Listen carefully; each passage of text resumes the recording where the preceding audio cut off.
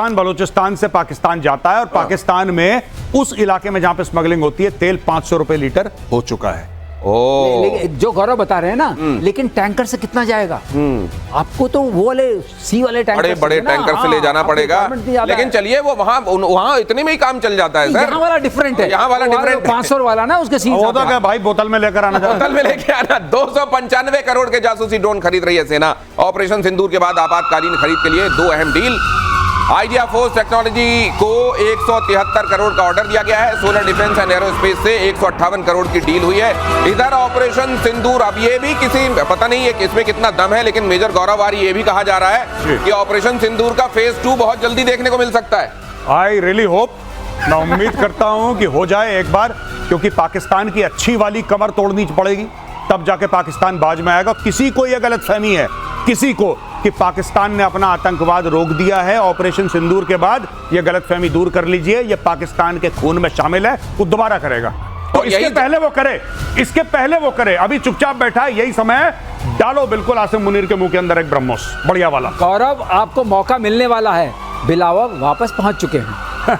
बिलावल वापस पहुंच चुके हैं और आजकल पानी को लेकर वो बहुत जम के बातें कह रहे हैं। वो कह रहे हैं कि अब एक बार फिर से हम युद्ध तक जाने वाले हैं। ओह माय गॉड, 6 की 6 नदियां ले लूंगा मैं।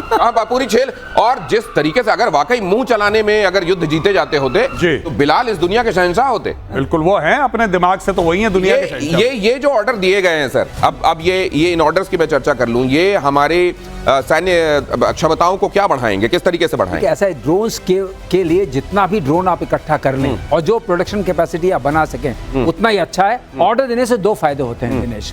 जो पहला ये होता है कि आप जो ऑर्डर सर्विस करते हैं तो आपके अंदर प्रोडक्शन कैपेसिटी भी डेवलप होती है, जो पहला रिक्वायरमेंट है। अच्छा, हम जो एक्सपोर्ट करना चाहते हैं, ऑर्डर देते हैं, तो जो कंपनी है, जैसे इस केस में आइडिया फोर्ज है और सोलार है, दोनों के यहाँ प्रोडक्शन कैपेसिटी हो जाएगी, क्योंकि उनके पास पैसा है, वो बनाएंगे, वो सारा सप्लाई चेन स्टैब्लिश हो जाएगा और वो आर्मी एयरफोर्स देंगे। अब वो प्रोडक्शन कैपेसिटी, अगर जो ऑप सिंदूर 2 की बात हो रही है, उस वक्त तो और काम आएगी, क्योंकि हम और वो बना सकते हैं, तेजी से बना सकते हैं। अगर आपने एक लाइन स्टैब्लिश कर ली है, जैसे आकाश को मैं आपको एग्जांपल दूं, फर्स्ट ईयर में जब हम प्रोडक्शन हमने किया, हमने सिर्फ 96 मिसाइल्स बनाई थी, ठीक है, लेकिन अब हम 1000 बना सकते हैं। तो ये होता है, ऑर्डर प्लेस करने के बाद आप अपनी क्षमताओं को बढ़ाते हैं और क्षमताओं को भांपते हैं। और जो बिलावल वाली बात मैं कर रहा था, वो खबर जरा देख लीजिए। बिलावल भुट्टो ने युद्ध की गीदड़ भभकी दी है।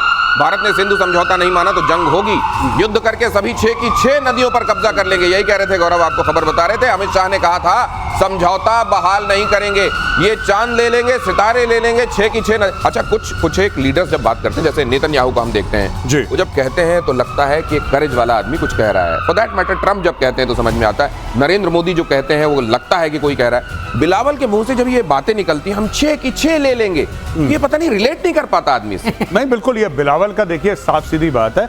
बिलावल भुट्टो को जैसे देखिए, उन्होंने 2-3 लोग हैं, जैसे बिलावल के जो फादर हैं सरदारी, उनको रख रखा है फीता काटने के लिए, उसका काम सिर्फ फीता काटना है, ठीक है।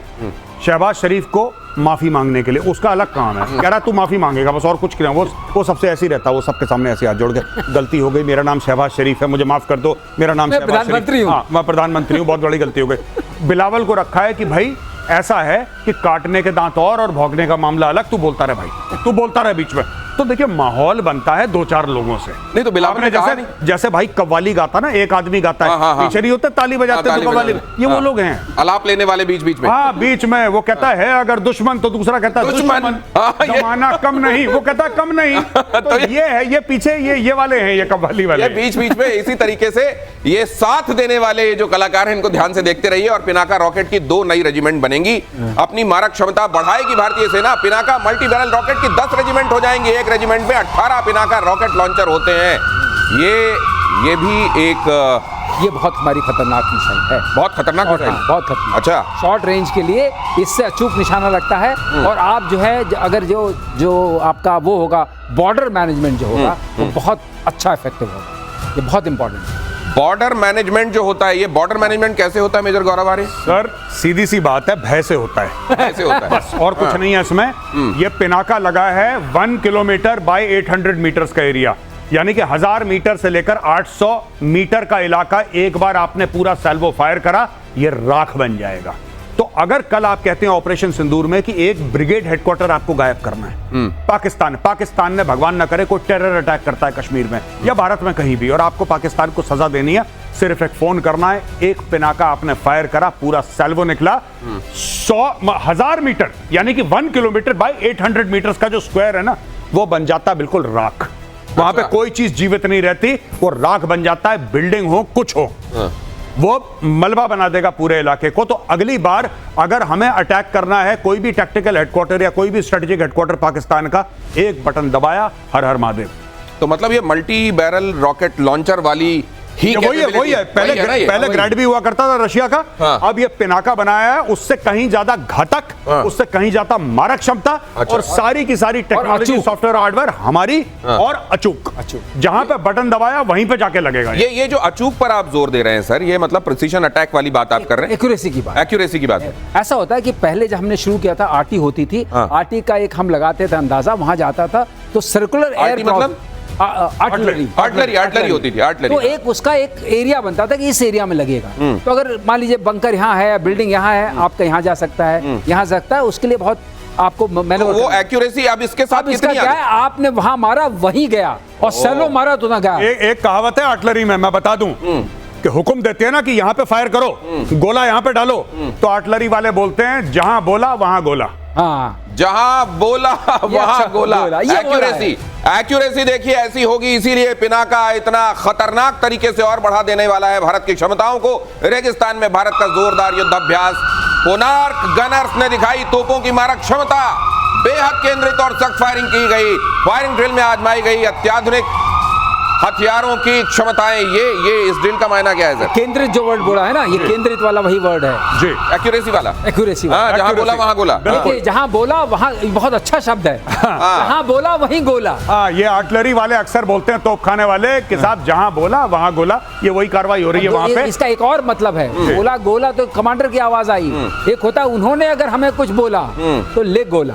नहीं, उन्होंने अगर कुछ बोली भी बोली तो इधर से जाएगा गोला। ये प्रधानमंत्री स्पष्ट कर चुके हैं, इसलिए 6 की 6 नदियां लेने वालों बहुत ध्यान से सुन लो। ये हिमाकतें करते रहो अपने घर में, टारगेट अपनी जो ऑडियंस है अगर उसको खुश करने के लिए ये सब करना जरूरी है तो करते रहो, लेकिन बाकी कव्वाली से ज्यादा अपनी भूमिका को तलाशने की कोशिश मत करना, वरना लेने के देने पड़ सकते हैं। और इधर क्या होने वाला है सर, अब क्या करेगा ट्रंप? ये फायर तो नहीं हो रहा है, सीज ट्रंप और करेगा प्लीज। ट्रंप ने पहले ही बोल दिया क्या बात है कि मैं अटैक करूंगा, नहीं करूंगा, ये किसी को नहीं पता, ये मुझे भी नहीं पता, ये किसी को नहीं पता, तो ट्रंप को भी नहीं पता। हो सकता है वो रात को फिर अटैक करे, सुबह फिर सीज फायर कर दे, या वो ट्रंप है, वो कर सकता है, कुछ भी करेगा। ये वही थ्योरी है, मैडमैन थ्योरी। अच्छा, मैडमैन थ्योरी में सर एक बात बताइए, लेकिन जब इसने कर दिया तो इसने इजराइल ने फिर से हथियार उठाया, हमको अच्छा नहीं लगा। ईरान के लिए क्यों नहीं कहा इन्होंने? इसलिए कि इजराइल वो नेतन्याहू को अपना दोस्त मानता है। बोला भाई साहब हम लोग कोऑर्डिनेटेड चल रहे थे। ऐसा तो नहीं है मुनीर की तर्ज में कुछ दिनों में खामेनेई भी गए हैं, नोबेल दे दो इनको। कहीं इसलिए तो नहीं हो रहा है? ये भी एक बड़ा सवाल है। प्रतिशोध में आज के लिए इतना ही, फिर होगी मुलाकात। क्या होने वाला है दुनिया का उस हिस्से का जहां जंग चल रही है, और जहां शांति है क्या वहां शांति रहेगी? ये एक बड़ा सवाल है। आज के लिए इतना ही, नमस्कार, धन्यवाद, जय हिंद।